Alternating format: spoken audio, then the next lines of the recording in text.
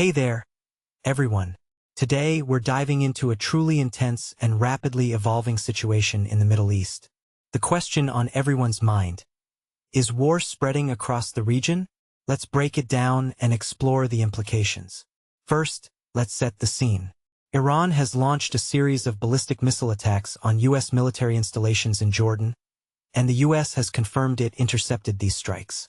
Simultaneously, the U.S. and Saudi Arabia have carried out attacks on Iran-backed groups in Iraq. Now, here's the intriguing part. We don't know which incident occurred first, adding a layer of complexity to this already tense situation. So, what's the deal with Iran's attack on Jordan? Well, it's part of a pattern we've seen since the U.S.-Israel war on Iran began in February. Iran has been targeting U.S. military assets and infrastructure in Gulf countries, and with Jordan hosting around 4,000 U.S. soldiers, it's a strategic move. Iran claims it's a response to aggressive actions by the U.S. military. Personally, I think it's a bold statement of deterrence, and it's interesting to consider the potential impact of low U.S. interceptor stockpiles on Iran's calculations.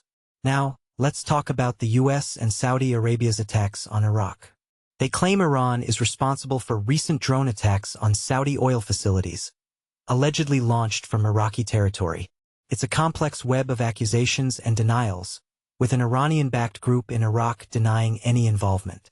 What makes this really interesting is the balance between military action and diplomacy. While strikes are being carried out, there are also diplomatic efforts underway, like Oman's proposal for voluntary tolls in the Strait of Hormuz. The bigger question is, could this conflict spread further? Experts fear it's already overlapping with other conflicts, like the one in Ukraine.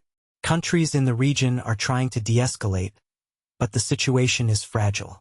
Pakistan, for example, is concerned about the escalating tensions and the potential for Saudi Arabia to be dragged deeper into the conflict.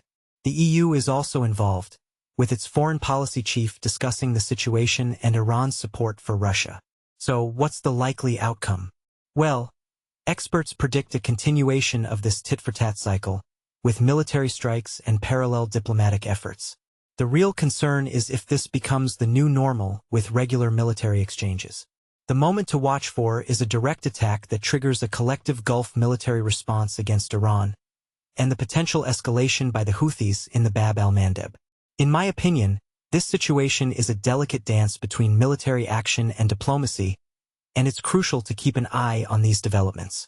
The implications are far-reaching, and it's a reminder of the complex dynamics at play in the Middle East. Thanks for joining me on this deep dive. Stay tuned, as we'll be keeping a close eye on these developments and bringing you the latest insights and analysis.